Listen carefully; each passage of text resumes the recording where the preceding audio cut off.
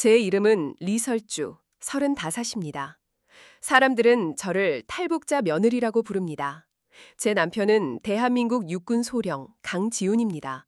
그리고 제 시아버지는 곧 대한민국 군 서열의 정점에 오르실 육군 대장 강민철 장군이십니다.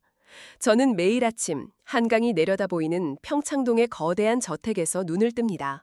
하지만 제게 이곳은 집이 아니었습니다. 이곳은 제가 아들 민준이를 지키기 위해 하루하루를 버텨내야 하는 차가운 전장이었습니다. 그날 아침도 저는 새벽 5시에 일어나 시아버지의 아침상을 차리고 있었습니다. 저는 북에서 배운 방식대로 아주 얇게 종이장처럼 무채를 썰고 있었습니다. 제 손목의 움직임에는 한치의 오차도 군더더기도 없었습니다. 아직도 그런 식으로 칼질을 하는 게냐? 등 뒤에서 얼음장처럼 차가운 시아버지의 목소리가 들려왔습니다. 그는 갓 달인 군복을 입은 채 저를 못마땅하다는 듯이 내려다보고 있었습니다. 내 아비가 백정이라도 됐더냐? 여염집 안악의 칼질이 아니라 살기등등한 기운이 느껴지는구나. 그 천박한 습관 아직도 못 버렸어. 저는 대답 대신 고개를 숙이고 칼질을 멈췄습니다. 제 손등 위로 남편의 낡은 군복을 수선하다 생긴 굳은 살과 희미한 흉터들이 보였습니다. 시아버지는 제 그런 손을 볼 때마다 고생한 티를 내는 손이라며 경멸했습니다. 그때 화려한 실크 잠옷 차림의 시어머니 최숙자 여사가 주방으로 들어왔습니다. 그녀는 제가 차린 반찬들을 훑어보더니 코웃음을 쳤습니다. 어머, 이게 다예요? 장군님 아침상에 풀떼기 몇 개랑 멀건 국이라니. 네가 살던 동네에서는 이렇게 먹었는지 몰라도 여긴 대한민국 서얼이야. 사람이 품이라는 게 있어야지. 그녀는 제가 밤새 정성껏 고하는 사골 국그릇을 싱크대에 그대로 부어버렸습니다. 기름기 둥둥 뜬 게 어디 돼지죽 같아서 먹을 수가 있어야지. 가서 당장 토스트나 구워와, 버터 듬뿍 발라서. 제 아들 6살 민준이가 그 광경을 보고 울먹이며 제게 달려왔습니다. 엄마, 할머니가 엄마가 만든 거 다 버렸어. 저는 괜찮다는 듯 아들의 머리를 쓰다듬어 주었습니다. 하지만 시어머니는 그런 제 아들을 제 품에서 낚아채듯 떼어냈습니다. 이리 와 민준아, 어미의 그 촌스러운 사투리랑 억양 옥는다. 할미랑 같이 있자.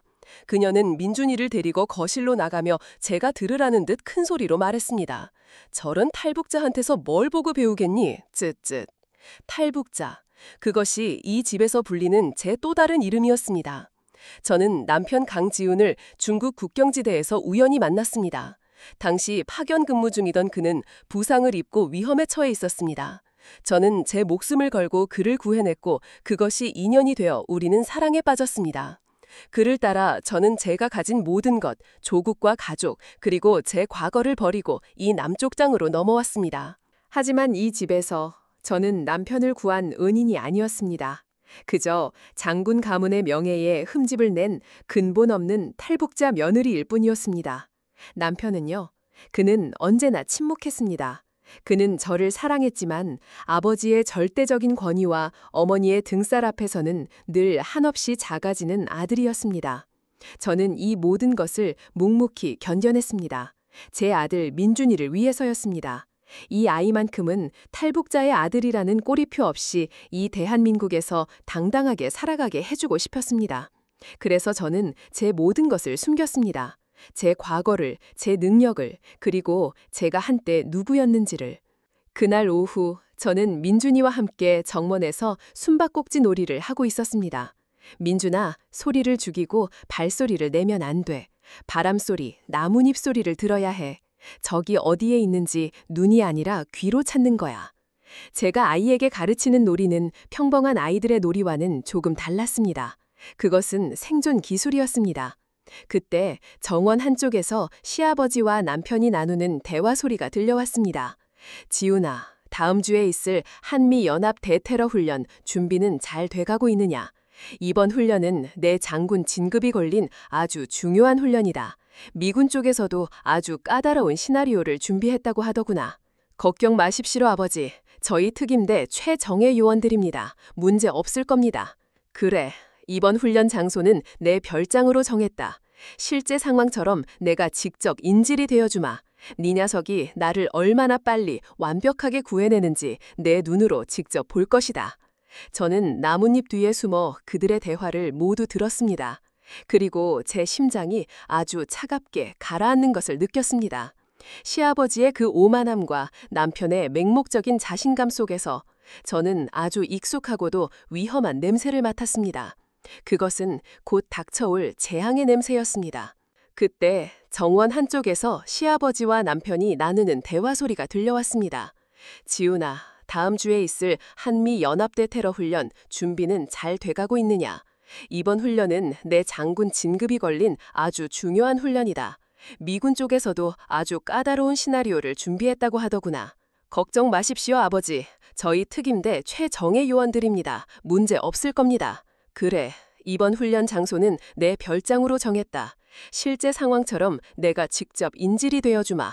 네 녀석이 나를 얼마나 빨리 완벽하게 구해내는지 내 눈으로 직접 볼 것이다. 저는 나뭇잎 뒤에 숨어 그들의 대화를 모두 들었습니다. 그리고 제 심장이 아주 차갑게 가라앉는 것을 느꼈습니다. 시아버지의 그 오만함과 남편의 맹목적인 자신감 속에서 저는 아주 익숙하고도 위험한 냄새를 맡았습니다. 그것은 곧 닥쳐올 재앙의 냄새였습니다. 한미 연합 대테러 훈련이 열리는 주말, 우리는 강원도 산속 깊숙한 곳에 위치한 시아버지의 거대한 별장으로 향했습니다. 그곳은 단순한 휴식 공간이 아니었습니다. 최첨단 보안 시스템과 지하 벙커까지 갖춘 완벽한 군사 요새였습니다. 그리고 앞으로 48시간 동안 그곳은 저를 위한 거대한 감옥이 될 예정이었습니다. 차 안에서 시어머니는 연신 제 옷차림을 타박했습니다. 예, 설주야. 미군 장교들도 온다는데 옷이 그게 뭐니? 무슨 동네 마실 나가는 아낙네도 아니고 화장도 좀 하고 비싼 옷도 입고 우리 집안 사람처럼 보여야 할 것 아니냐? 저는 그저 활동하기 편한 등산복 바지에 평범한 티셔츠를 입었을 뿐이었습니다. 제 옆에 앉은 남편 지훈이는 제 손을 한 번 꽉 쥐었다가 놓았습니다. 조금만 참아줘 라는 그가 늘 하던 무언의 신호였습니다. 저는 창밖으로 시선을 돌렸습니다. 굽이치는 산길을 보며 저는 20년 전 양강도의 험준한 산맥에서 혹한기 훈련을 받던 시절을 떠올렸습니다. 그때 우리는 이런 편안한 차가 아니라 맨몸으로 눈보라를 뚫고 며칠 밤낮을 행군했습니다. 시어머니가 말하는 품이라는 것이 생존의 문턱 앞에서는 얼마나 하찮고 우스운 것인지 저는 이미 알고 있었습니다. 별장에 도착하자 시아버지 강민철 대장은 이미 미군 측 지휘관들과 함께 우리를 기다리고 있었습니다. 그는 저를 마치 없는 사람인 양 지나치고 아들 지훈이의 어깨만 두드렸습니다. 왔느냐? 미군 대표단에게 인사드려라. 이쪽은 이번 훈련의 미군 측 옵서버 데이비스 대령이다. 데이비스 대령은 악수를 청하며 저를 보고 웃었습니다. 저는 가볍게 목례로 답했습니다. 제 아내 리설주입니다. 북에서 와서 아직 남쪽 예법에 서툽니다. 임해해 주십시오. 남편이 저를 대신해 변명하듯 말했습니다. 그날 저녁 식사 시간은 제게는 또 다른 형태의 고문이었습니다. 거대한 식탁 위에는 최고급 스테이크와 와인이 차려졌습니다. 시어머니는 제가 와인잔을 어색하게 잡는 모습을 보며 데이비스 대령에게 들으라는 듯 큰 소리로 말했습니다. 우리 인유디리를 와인은 처음 마셔볼 거예요. 북에서는 이런 거 구경도 못 해봤을 테니. 모두가 어색하게 웃었습니다. 저는 그저 묵묵히 제 앞에 놓인 스테이크를 썰었습니다. 저는 고기를 아주 정확하게 힘줄과 지방을 완벽하게 분리하여 한 입 크기로 잘랐습니다. 군에서 배운 최소한의 움직임으로 최대의 효율을 내는 방식이었습니다. 그때 데이비스 대령이 흥미롭다는 듯 제게 물었습니다. Mrs. Kang, if you don't mind me asking, what did you do back in North Korea? Your posture, it's very disciplined. 강 여사님, 실례가 안 된다면 북한에서는 무슨 일을 하셨는지 여쭤봐도 될까요? 자세가 아주 훈련된 사람 같아서요. 그의 질문에 시아버지의 얼굴이 순간 굳어졌습니다. 제가 대답하기도 전에 시아버지가 대신 나섰습니다. 하하, 대령님, 제 며느리는 그저 집안일을 하던 평범한 여자였습니다. 북의 여성들이 다 그렇지 않습니까? 훈련은 무슨, 아마 김치 담그는 훈련이나 받았겠지요. 식탁에 또다시 폭소가 터졌습니다. 저는 그저 희미하게 미소 지으며 삶아놓은 스테이크를 아들 민준이의 접시에 놓아주었습니다. 그날 밤 저는 아들 민준이에게 잠자리 동화를 읽어주고 있었습니다. 그때 시어머니가 제 방으로 쳐들어왔습니다. 너 지금 애한테 뭘 가르치고 있는 게냐? 그녀는 민준이가 제 무릎에 앉아 제가 알려준 방식으로 새끼줄 매듭을 만드는 것을 보고 기겁을 했습니다. 이 흉측한 건 뭐야? 애한테 이런 야만적인 걸 가르치는 어미가 세상에 어디 있어? 그녀는 민준이의 손에서 매듭을 빼앗아 바닥에 내동댕이 쳤습니다. 그것은 유사시의 밧줄 하나로 훌륭한 메이크시프트 덫이나 쉘터를 만들 수 있는 생존의 기본 기술이었습니다. 어머니, 이건 그냥... 시끄러워. 네 그 북쪽 방식은 네 머릿속에서나 간직해. 다시 한번 내 손주에게 그따위 것을 가르쳤다가는 내가 네 머리카락을 다 뽑아버릴 줄 알아. 할머니의 고함 소리에 아들 민준이가 겁을 먹고 울음을 터뜨렸습니다. 저는 아이를 제 품에 꼭 끌어안았습니다. 그리고는 제 평생 처음으로 시어머니의 눈을 똑바로 쳐다보였습니다. 제 눈빛이 너무 차가워서였을까요? 시어머니는 순간 움찔하며 방을 나가버렸습니다. 저는 그날 밤 결심했습니다. 이곳을 떠나야겠다. 민준이를 위해서라도 더 이상은 안 돼. 하지만 제 결심은 다음 날 아침 가장 잔인하고 굴욕적인 방식으로 산산조각 나버렸습니다. 다음 날 아침 훈련 브리핑이 열리는 별장 지하의 작전 상황실. 거대한 전술 지도와 모니터들이 벽을 가득 메우고 있었습니다. 시아버지 강민철 대장과 남편 강지훈 소령, 그리고 미군 장교들까지 모두가 심각한 표정으로 회의에 임하고 있었습니다. 저는 그저 구석에서 조용히 차를 따르는 역할이었습니다. 그때 시아버지가 저를 불렀습니다. 설주야, 이리 좀 와보거라. 저는 의아한 표정으로 그에게 다가갔습니다. 그러자 그가 제 손에서 찻주전자를 빼앗아 테이블에 내려놓고는 제 등을 작전 지도 앞으로 돌려 세웠습니다. 자, 데이비스 대령, 그리고 여기 있는 모든에게 내가 북한군의 전술적 사고방식이 얼마나 단순하고 무식한지에 대해 아주 쉬운 예를 들어 설명해주지. 그는 손에 들고 있던 지휘봉으로 제 등을 툭툭 쳤습니다. 마치 제가 사람이 아니라 설명을 위한 도구나 마네킹이라도 되는 것처럼. 상황실에 있던 모든 사람들의 시선이 제 등 뒤로 쏠렸습니다. 남편 지훈이는 고개를 숙인 채 자신의 손톱만 물어뜯고 있었습니다. 보시오, 북한군은 자신들이 가장 잘 안다고 생각하는 이 등과 같은 후방을 가장 쉽게 내어주는 어리석음을 범하곤 하지. 그들의 사고는 오직 정면 돌파뿐이야. 유연함도 창의성도 없지. 그의 지휘봉이 제 척추를 따라 아주 불쾌하게 위아래로 훑어내렸습니다. 수치심에 제 얼굴이 불타는 것 같았습니다. 저는 주먹을 꽉 쥐었습니다. 손톱이 손바닥을 파고들어 피가 배어나오는 것 같았습니다. 그들은 자신들이 훈련받은 대로만 움직이는 기계와 같소. 예를 들어 그는 갑자기 제 목덜미를 잡아채 제 고개를 앞으로 푹 숙이게 만들었습니다. 이렇게 지휘관의 목이 꺾이면 그 밑에 부하들은 무엇을 해야 할지 몰라 우왕좌왕하게 되지. 왜냐? 그들에게는 스스로 생각하는 능력이 없기 때문이야. 그저 머리가 텅 빈 인형들이나 마찬가지니까. 그의 말에 몇몇 젊은 장교들 사이에서 낮은 웃음소리가 터져나왔습니다. 데이비스 대령만이 굳은 표정으로 이 모든 광경을 지켜보고 있었습니다. 저는 이를 악물었습니다. 제 온몸의 세포 하나하나가 저 남자를 향해 비명을 지르고 있었습니다. 죽여버려. 저자의 목뼈를 지금 당장 부러뜨려버려. 제 몸은 이미 반격할 수 있는 수십 가지의 방법을 알고 있었습니다. 하지만 저는 움직일 수 없었습니다. 민준이의 얼굴이 떠올랐기 때문입니다. 참아야 한다. 참아야 한다, 리설주. 이것만 견디면. 하지만 시아버지는 거기서 멈추지 않았습니다. 그는 제게 결코 넘어서는 안 될 마지막 선을 넘어버렸습니다. 그는 제 귓가에 오직 저만이 들을 수 있는 뱀처럼 차가운 목소리로 속삭였습니다. 알겠느냐? 그러니 너 같은 어미 밑에서 자란 아이는 절대 진짜 군인이 될 수 없는 것이다. 피는 속일 수 없거든. 민준이. 그 이름이 제 머릿속에서 터져나온 순간 제 안에 무언가가 툭 하고 끊어졌습니다. 지난 몇 년간 제가 스스로를 올가매고 있던 모든 인내의 사슬이, 제 아들을 지키기 위해 쌓아 올렸던 모든 방어벽이 한순간에 먼지처럼 사라져버렸습니다. 저는 천천히, 아주 천천히 고개를 들었습니다. 제 눈에서 지난 몇 년간 단 한 번도 보인 적 없었던 모든 감정이 사라졌습니다. 슬픔도, 분노도, 수치심도 그 어떤 것도 남아있지 않았습니다. 오직 칠흑 같은 어둠과 빙하처럼 차가운 살기만이 남아있을 뿐이었습니다. 제 미세한 변화를 그 자리에 있던 그 누구도 눈치채지 못했습니다.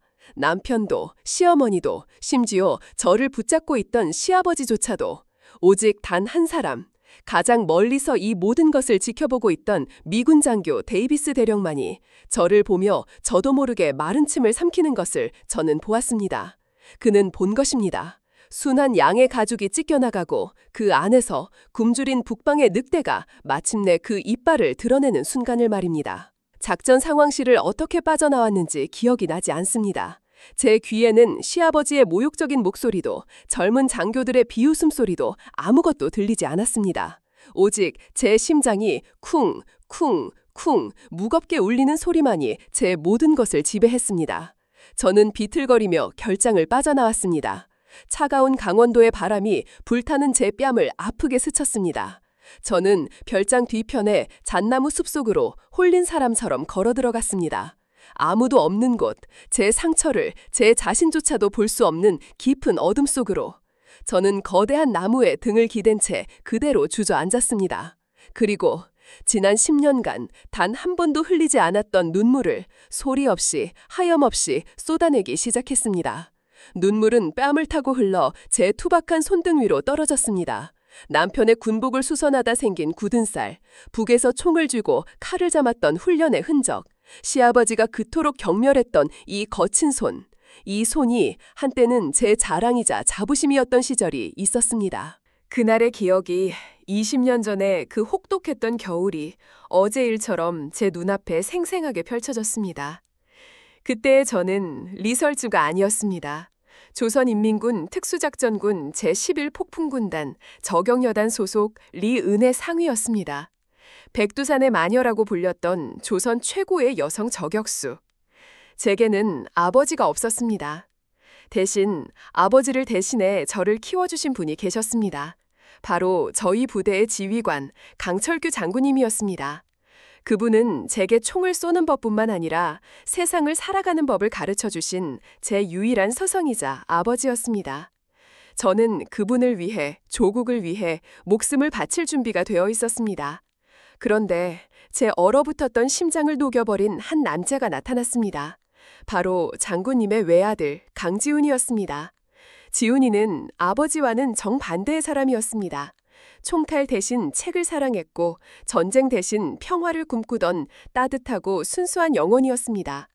그는 평양에서 유학을 마치고 아버지의 얼굴을 보러 부대로 내려왔다가 저를 만났습니다. 우리는 사랑에 빠졌습니다. 서로가 너무나도 달랐기에 자석처럼 서로에게 끌렸습니다. 하지만 우리의 사랑은 처음부터 비극을 예고하고 있었습니다. 장군님의 아들과 그가 가장 아끼는 부하, 이루어질 수 없는 사랑이었습니다. 그러던 어느 날 지훈이가 제게 말했습니다. 은혜야, 나랑 같이 남으로 가자. 남쪽으로 가자고요? 저는 제 귀를 의심했습니다. 조국을 배신하라는 말이었습니다. 아버지를, 제 모든 것을 버리라는 말이었습니다. 나는 더 이상 아버지가 원하는 삶을 살고 싶지 않아. 총과 전쟁이 없는 것에서 너와 함께 평범하게 살고 싶어. 꽃을 심고 아이를 낳고 당신을 위해 매일 아침밥을 차려주고 싶다고. 그의 눈에는 제가 한 번도 본 적 없는 간절한 자유에 대한 갈망이 담겨 있었습니다. 저는 거절할 수가 없었습니다. 그를 너무나도 사랑했기 때문입니다. 그날 밤 우리는 목숨을 걸고 압록강을 건넜습니다. 하지만 자유의 땅은 우리가 꿈꿨던 낙원이 아니었습니다. 지훈이는 남쪽의 치열한 경쟁사회에 적응하지 못했습니다. 북에서 온 장군의 아들이라는 꼬리표는 그에게 주홍글씨가 되었습니다. 그는 아무것도 할 수 없었고 서서히 무너져 내렸습니다. 그리고 1년 후 그는 제게 아들 민준이를 남겨준 채 지병이었던 심장병이 악화되어 세상을 떠나고 말았습니다. 그가 마지막으로 제 손을 잡고 유언처럼 남긴 말이 있었습니다. 은혜야, 미안해. 나 때문에 당신을 너무 힘들게 했구나. 아니야, 그런 말 하지 마. 약속해줘. 다시는 총을 잡지 않겠다고. 다시는 당신이 살던 그 무서운 세상으로 돌아가지 않겠다고. 우리 민준이를 그냥 이 땅의 평범한 아이로 그렇게 키워주겠다고 약속해줘. 저는 울면서 그와 마지막 약속을 했습니다. 그것이 제가 리은혜상이라는 이름을 버리고 탈북자 리설주가 되어 온갖 수모를 견디며 살아온 이유였습니다. 죽은 남편과의 약속, 그리고 제 아들 민준이의 평범한 삶.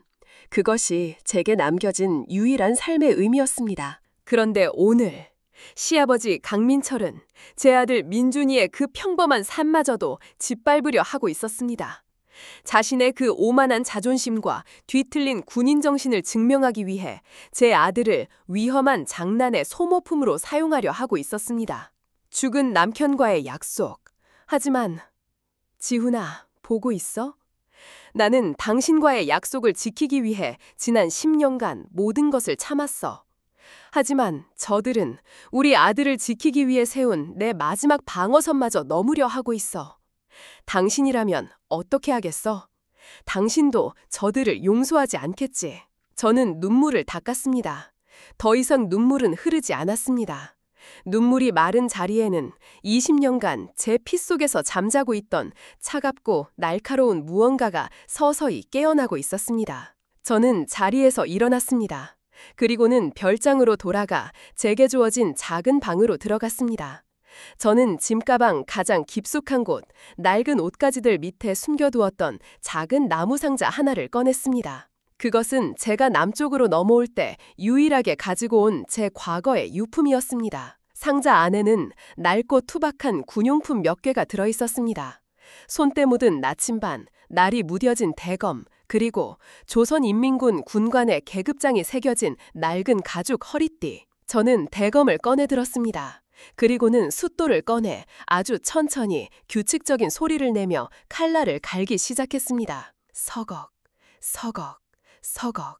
조용한 방 안에 칼날이 벼려지는 소리만이 섬뜩하게 울려 퍼졌습니다. 저는 지금 살인을 위해 칼을 갈고 있는 것이 아니었습니다.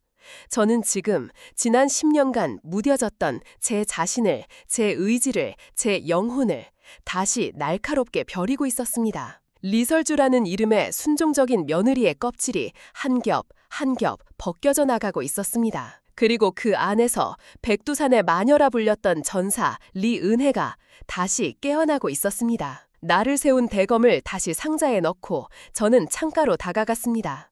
창밖으로는 내일 아침 대테러 훈련이 펼쳐질 시아버지의 별장 부지가 한눈에 내려다 보였습니다. 울창한 숲, 복잡한 지형, 그리고 결정적으로 본관 건물 뒤편 오래되어 낡고 부실한 별채 건물. 시아버지는 바로 그곳을 인질극이 벌어지는 무대로 삼을 생각이었습니다. 저는 1시간 동안 그 모든 지형과 구조를 사진을 찍듯 제 머릿속에 담았습니다. 바람의 방향, 나무의 배치, 건물의 사각지대, 그리고 탈출 가능한 모든 경로까지.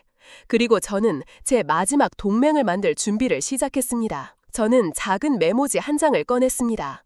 그리고는 북에서 배운 군용 암호로 아주 짧은 메시지를 적었습니다. 내일 오전 9시 3번 감시탑, 구조물이 위험하다, 아이가 있다. 저는 그 메모지를 아주 작게 쌀알만하게 접었습니다.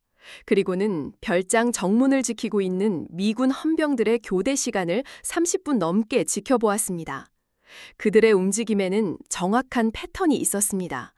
새벽 3시, 모두가 잠든 시간, 저는 그림자처럼 소리 없이 방을 빠져나왔습니다. 그리고는 헌병들의 순찰 경로, 그들이 반드시 확인하게 되는 낡은 우체통에 보이지 않는 뒷면에 제가 접어둔 작은 메모지를 껌을 이용해 붙여놓았습니다. 그것을 발견할지, 발견하더라도 그 의미를 해독할 수 있을지는 미지수였습니다. 하지만 저는 데이비스 대령의 눈빛을 기억하고 있었습니다. 작전 상황실에서 유일하게 저의 변화를 알아차렸던 그 날카로운 눈빛. 그라면 분명히 제 신호를 알아볼 것이라고 믿었습니다. 제 방으로 돌아온 저는 더 이상 잠을 자지 않았습니다. 저는 창가에 서서 동이 터오는 것을 지켜보았습니다. 어둠이 걷히고 붉은 여명이 산등성이를 물들이기 시작했습니다. 그것은 제 길고 길었던 인내의 밤이 끝나고 잔인한 심판의 아침이 밝아오고 있다는 신호였습니다. 저는 제 자신에게 마지막으로 약속했습니다. 지훈아, 미안해. 당신과의 약속 오늘 하루만 어길게. 내일이 되면 나는 다시 우리 민준이의 평범한 엄마로 돌아갈 거야.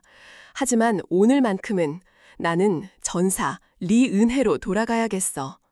훈련 당일 아침, 별장의 공기는 실제 전쟁터를 방불케 하는 팽팽한 긴장감으로 가득 찼습니다. 하늘에서는 한미 양국의 군용 헬리콥터가 굉음을 내며 선회했고 숲속 곳곳에서는 위장복을 입은 특임대 요원들이 은밀하게 움직이고 있었습니다. 은은 바로 시아버지가 직접 인질 역할을 맡기로 한 별장 뒤편의 낡은 별채였습니다. 가상의 테러리스트들에게 점령당한 건물에서 강민철 대장을 구출해내는 것이 오늘 훈련의 최종 목표였습니다. 저는 아들 민준이를 안전을 책임지는 미군 통제본부의 의무실에 맡겼습니다. 그리고 저는 다른 VIP 가족들과 함께 본관 건물의 안전한 관람실에서 통유리창을 통해 훈련 상황을 지켜보는 역할이었습니다. 모든 것이 시아버지가 짜놓은 각본대로 흘러가고 있었습니다. 작전 개시! 남편 강지훈 소령의 명령과 함께 헬리콥터에서 로프를 타고 내려온 특임대 요원들이 번개처럼 별채 건물로 진입하기 시작했습니다. 창문이 깨지고 연막탄이 터지며 훈련용 공포탄 소리가 요란하게 울려 퍼졌습니다. 관람실에 있던 시어머니와 다른 장군 부인들은 마치 영화를 보듯 감탄하며 박수를 쳤습니다. 어머, 우리 아들 정말 멋있다. 강 장군님 집안은 역시 다르네. 늠름하기도 하지. 그들은 아무것도 모르고 있었습니다.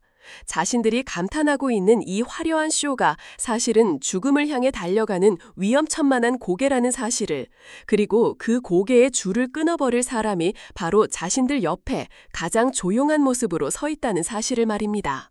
저는 창밖의 혼란스러운 풍경을 보면서도 오직 한 사람의 움직임만을 쫓고 있었습니다. 미군 측 옵서버 데이비스 대령.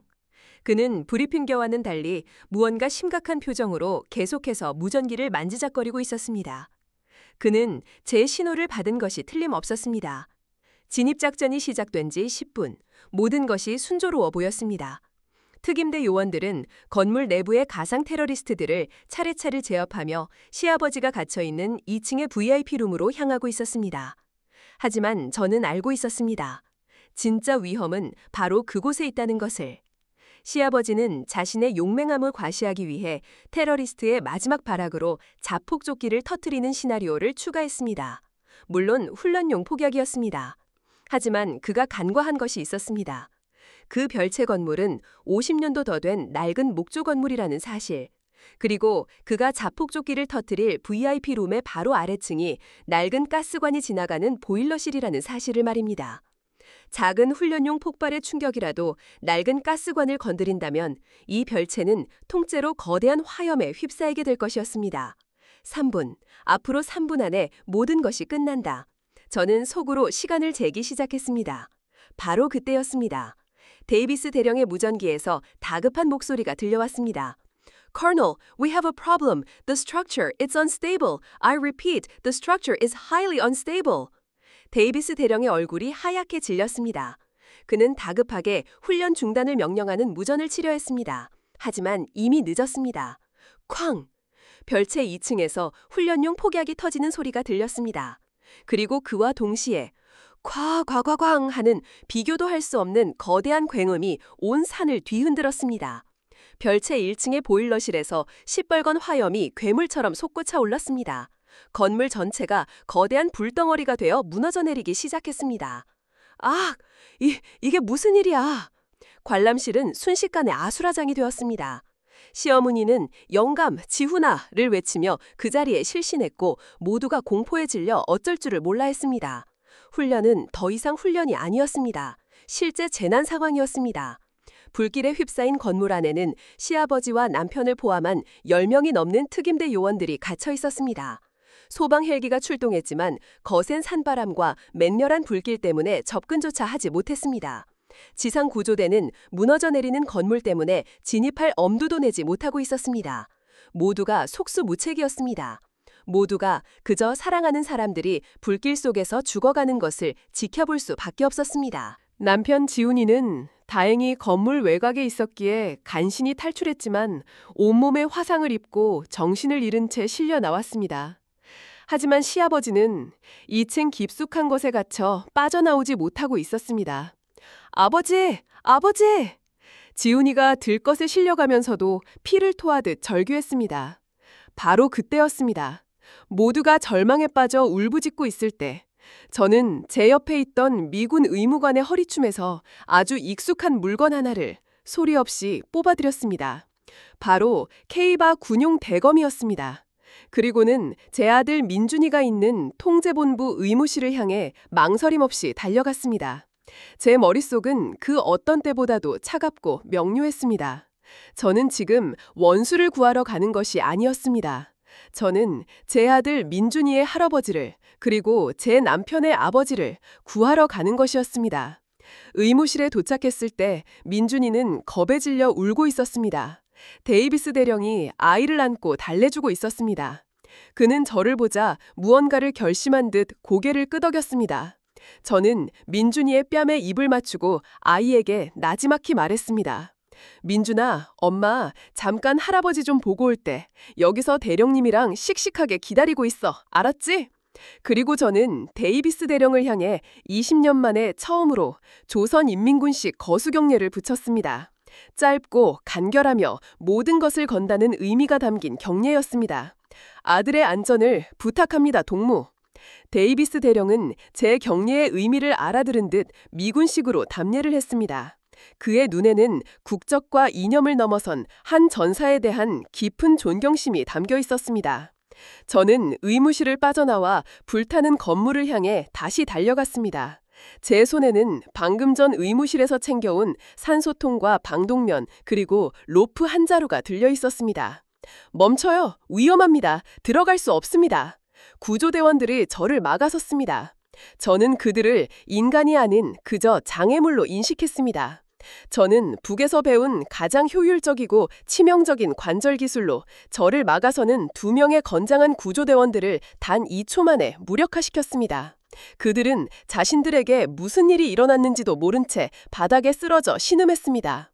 저는 불타는 건물의 잔해 속으로 한치의 망설임도 없이 뛰어들었습니다. 뜨거운 열기가 제 피부를 태우고 유독가스가 제 폐를 찔렀지만 저는 멈추지 않았습니다. 제 머릿속에는 제가 10대 시절부터 수백 번도 더 훈련받았던 화염 속 건물 침투 및 인질 구출 작전의 모든 시나리오가 완벽하게 그려지고 있었습니다. 저는 무너져 내리는 들보를 피하고 폭발하는 가스통을 굴러서 피하며 오직 최단 경로로 2층의 VIP룸을 향해 나아갔습니다. 제 움직임은 인강의 것이 아니었습니다. 그것은 오직 생존과 임무 완수만을 위해 모든 감각이 극대화된 한 마리 짐승의 움직임이었습니다. 마침내 저는 불길에 휩싸인 VIP룸의 문을 박차고 들어갔습니다. 그곳에는 무너진 천장 기둥에 다리가 깔린 채 의식을 잃고 쓰러져 있는 시아버지 강민철 대장이 있었습니다. 그의 곁에는 그가 그토록 자랑스러워하던 대한민국 최정예 특임대 요원들 대신 그가 머리가 텅 빈 인형이라고 모욕했던 북에서 온 며느리 단 한 사람만이 서 있었습니다. 저는 제 손에 든 대검으로 기둥과 바닥을 연결하는 낡은 쇠붙이를 잘라내려 했습니다. 하지만 너무나도 단단했습니다. 안 돼, 이대로는. 바로 그 순간 기적처럼 창문 밖에서 헬리콥터의 프로펠러 소리가 들려왔습니다. 데이비스 대령이었습니다. 그는 소방 헬기로는 안 된다는 것을 깨닫고 자신의 권한으로 특수작전용 블랙호크 헬기를 출동시킨 것이었습니다. 헬리콥터에서 굵은 구조용 로프와 함께 데이비스 대령의 목소리가 확성기를 통해 들려왔습니다. Madam Ri, we'll pull you up. Hang on.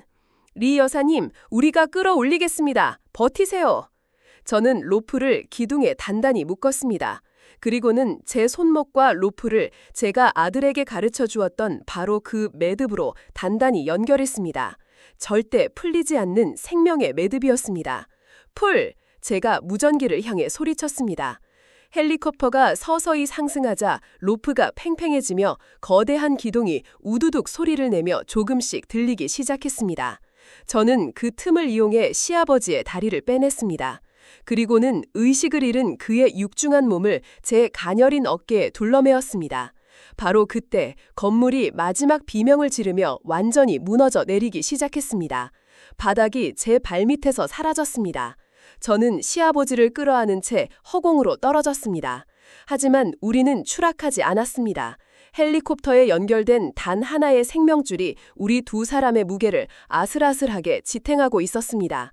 저는 불타는 지옥을 등지고 허공에 매달린 채 저 멀리서 동이 터오는 것을 보았습니다. 그리고는 제 품에서 희미하게 신음하는 시아버지를 내려다보며 나지막에 말했습니다. 아버지, 이제 일어나실 시간입니다. 제가 눈을 떴을 때 가장 먼저 보인 것은 새하얀 병원 천장이었습니다.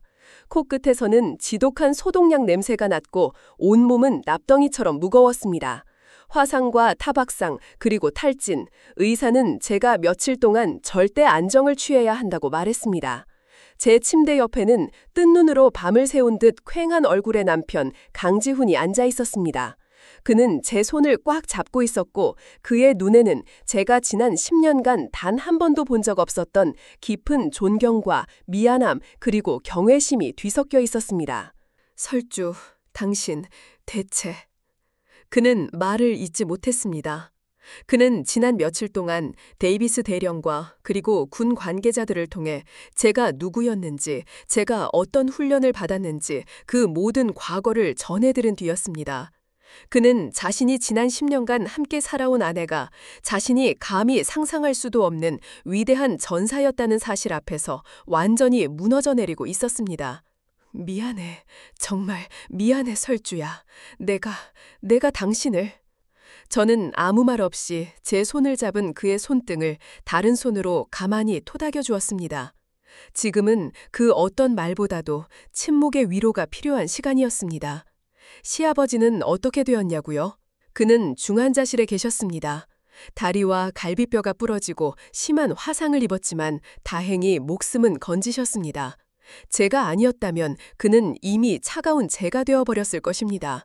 시어머니는 그날 이후 충격으로 실어증에 걸린 사람처럼 단 한마디도 하지 못했습니다. 그녀는 그저 멍하니 허공만 바라보거나 중환자실 유리창 너머로 남편을 보며 소리 없이 눈물만 흘릴 뿐이었습니다. 그녀가 평생을 바쳐 쌓아 올렸던 장군 부인이라는 자부심과 며느리를 향한 오만함은 그 맹렬한 화염 속에서 모두 타버리고 재가 되어버린 듯 했습니다. 그 사건은 군 전체를 발칵 뒤집어 놓았습니다. 강민철 대장의 독단적인 훈련 계획과 안전 불감증은 국방위원회 청문회까지 열리게 만들었습니다. 그리고 그 청문회의 중심에는 뜻밖에도 제가 있었습니다. 휠체어에 앉은 채 저는 청문회 증인석에 섰습니다. 한 국회의원이 제게 날카롭게 질문했습니다. 증인은 전직 조선인 인민군 특수부대 장교 출신으로 확인되었습니다. 맞습니까? 그런 위협인물이 대한민국 육군 대장의 며느리로 10년간 신분을 숨기고 살아왔다는 것, 이것 자체만으로도 심각한 안보 문제입니다. 그의 말을 장내가 술렁했습니다. 저는 마이크를 잡고 차분하지만 단호한 목소리로 대답했습니다. 의원님, 저는 제 조국을 버린 배신자일지도 모릅니다. 하지만 저는 제 가족을 버린 적은 단 한 번도 없습니다. 그날 불타는 건물 안에서 제가 구해야 했던 것은 이념도 조국도 아니었습니다. 그저 제 아들의 할아버지, 제 남편의 아버지였을 뿐입니다. 만약 의원님께서 같은 상황이었다면 그가 남쪽 사람이든 북쪽 사람이든 그의 목숨을 외면하실 수 있었겠습니까? 제 반문에 그 의원은 아무 말도 하지 못했습니다. 청문회는 며칠 동안 계속되었습니다. 그리고 그 과정에서 저는 제가 알고 있는 모든 것을 증언했습니다. 시아버지의 오만함과 한국군의 경직된 지휘체계, 그리고 제가 북에서 직접 겪었던 훨씬 더 실전적이고 효율적인 대테러 훈련 방식에 대해서도, 처음에는 저를 의심의 눈초리로 보던 사람들도 제 전문적이고 논리적인 증언 앞에서 서서히 태도를 바꾸기 시작했습니다. 언론은 저를 비운의 탈북자 며느리에서 전장터를 통찰하는 숨겨진 영웅으로 재조명하기 시작했습니다. 모든 것이 끝나고 저는 병원으로 돌아왔습니다. 시아버지는 일반 병실로 옮겨져 있었고 의식을 되찾은 상태였습니다. 저는 혼자 그의 병실로 들어갔습니다. 그는 링거를 꽂은 채 창밖을 멍하니 바라보고 있었습니다. 한때 호랑이 같았던 장군의 모습은 온데간데 없고 그저 모든 것을 잃어버린 늙고 병든 노인만이 앉아있을 뿐이었습니다. 오셨습니까? 그가 저를 돌아보지 않은 채 나지막이 말했습니다. 아가. 그는 저를 처음으로 아가라고 불렀습니다. 저는 대답 대신 제가 집에서 직접 깎아온 사과 한 접시를 그의 침대 옆 탁자에 내려놓았습니다. 미안했다. 그의 목소리가 후배로 가늘게 떨리고 있었습니다. 내가 어리석었다. 내가 괴물이었다. 저는 그의 침대 옆 의자에 조용히 앉았습니다. 저는 아버님을 원망하지 않습니다. 제 진심이었습니다. 원망하지 않는다고? 나는 네 아들의 목숨을 위협했고 네 인격을 수백 명 앞에서 짓밟았다. 그런데도 나를 원망하지 않는단 말이냐? 그가 믿을 수 없다는 듯 처음으로 저를 돌아보았습니다. 그의 눈에는 눈물이 고여 있었습니다. 네, 원망하지 않습니다. 대신 저는 그의 눈을 똑바로 쳐다보며 말했습니다. 저는 아버님을 이해하려고 합니다. 이해? 네, 아버님께서 평생을 지켜오신 그 군인이라는 이름의 무게를, 그리고 그 이름 때문에 아버님께서 얼마나 외롭고 얼마나 강한 척하며 살아오셔야 했는지를, 아버님의 그 오만함은 어쩌면 아버님의 가장 큰 약점이었을지도 모릅니다. 저 역시 그랬으니까요. 제 말에 시아버지는 어린아이처럼 소리내어 울기 시작했습니다. 강철 같던 늙은 장군이 그의 며느리 앞에서 수십 년간 쌓아온 모든 갑옷을 벗어던지고 자신의 나약한 맨살을 드러내는 순간이었습니다. 저는 아무 말 없이 그의 거칠고 주름진 손을 제 두 손으로 따뜻하게 감싸주었습니다. 그 순간 우리는 더 이상 시아버지와 며느리가 아니었습니다. 그저 깊은 상처를 가진 한 인간이 또 다른 인간을 온전히 용서하고 위로하는 순간이었습니다. 그 후 우리 가족에게는 많은 변화가 찾아왔습니다. 시아버지는 그 사건에 대한 책임을 지고 군복을 벗었습니다. 평생을 바쳤던 군을 떠나는 그의 뒷모습은 쓸쓸했지만 이상하게도 이전보다 훨씬 더 편안해 보였습니다. 그는 더 이상 호랑이 장군이 아니었습니다. 그는 그저 손주 민준이의 재롱에 허허 웃고 며느리가 차려준 밥상을 세상에서 가장 맛있게 먹는 평범한 할아버지가 되었습니다. 그는 제게 더 이상 북쪽의 칼질이니 품이니 하는 말을 하지 않았습니다. 대신 제가 무채를 썰고 있으면 옆에 와서 조용히 마늘을 빻아주곤 했습니다. 시어머니는 오랜 침묵 끝에 다시 입을 열었습니다. 하지만 그녀의 목소리에서는 이전의 그 날카로운 가시가 모두 사라져 있었습니다. 그녀는 제게 미안하다는 말 대신 서툰 솜씨로 짠 털 목도리를 건네주었습니다. 날이 춥더러구나. 목이라도 따뜻하게 하고 다니렴. 저는 그 목도리를 받아 제 목에 둘렀습니다. 조금 삐뚤빼뚤했지만 세상 그 어떤 명품보다도 따뜻했습니다. 남편 지훈이는 완전히 다른 사람이 되었습니다. 그는 더 이상 아버지의 그늘 아래에서 눈치만 보던 나약한 아들이 아니었습니다. 그는 자신의 아내가 얼마나 위대한 사람인지를 깨달았고 저를 존경하고 지지해주며 저의 가장 든든한 동반자가 되어주었습니다. 설주야, 당신이 하고 싶은 거 이제 뭐든지 해. 당신이 어디에 있든 내가 당신의 가장 든든한 지원군이 되어줄게. 그리고 저는 제 인생의 새로운 길을 찾았습니다.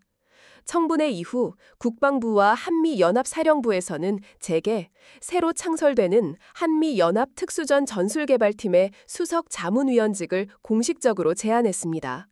제가 가진 북에서의 경험과 남쪽의 첨단 시스템을 결합하여 새로운 전술체계를 만들어달라는 파격적인 제안이었습니다. 저는 그 제안을 받아들였습니다. 하지만 조건이 있었습니다. 저는 군으로 복귀하지 않겠다. 민간인 신분으로 오직 자문의 역할만 하겠다. 그리고 제가 개발하는 모든 전술의 최우선 목표는 승리가 아니라 단 한 명의 희생자도 만들지 않는 것이어야 한다. 저는 더 이상 누군가를 죽이기 위해 훈련하지 않았습니다. 저는 이제 단 한 명이라도 더 살리기 위해 제 모든 지식과 경험을 사용하기 시작했습니다. 어느 맑은 주말, 우리 가족은 모두 함께 현우의 추모공원을 찾았습니다. 시아버지는 아들의 묘비 앞에서 아주 오랫동안 말이 없었습니다. 그리고는 제게 나지막이 말했습니다. 아가, 내가 현우에게 너무나도 큰 죄를 지었다. 저는 그의 어깨를 감싸 안으며 대답했습니다. 아니에요, 아버님. 현우 씨는 하늘에서 지금의 우리 모습을 보며 아마 웃고 있을 거예요.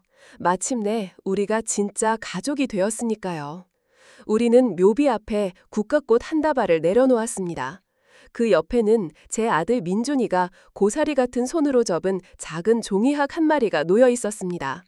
바람이 불어와 잣나무 숲을 스치며 기분 좋은 소리를 냈습니다. 그 바람 속에서 저는 죽은 남편의 목소리를 듣는 듯 했습니다. 고마워, 은혜야. 내 아버지와 내 아들을 지켜줘서. 저는 하늘을 올려다보며 조용히 미소 지었습니다. 제 길고 길었던 전쟁은 이제 정말로 끝이 났습니다. 그리고 제 앞에는 총성과 화약 냄새 대신 따뜻한 햇살과 사랑하는 가족들의 웃음소리로 가득 찬 새로운 평화의 시간이 기다리고 있었습니다. 여러분, 저의 이야기 어떠셨나요? 때로는 가장 깊은 상처가 가장 단단한 유대를 만들고 가장 끔찍한 절망이 가장 위대한 용서를 낳기도 합니다. 남과 북, 군인과 민간인, 시아버지와 며느리, 우리를 가로막는 그 수많은 벽들 앞에서 우리가 던져야 할 진짜 질문은 어쩌면 이것일지도 모릅니다. 우리는 무엇을 위해 싸우는가? 그리고 우리는 무엇을 지켜야 하는가? 오늘 제 이야기가 여러분의 마음속에 있는 어떤 벽을 허무는데 작은 도움이 되었기를 바랍니다. 지금까지 저의 긴 이야기를 들어주셔서 진심으로 감사합니다.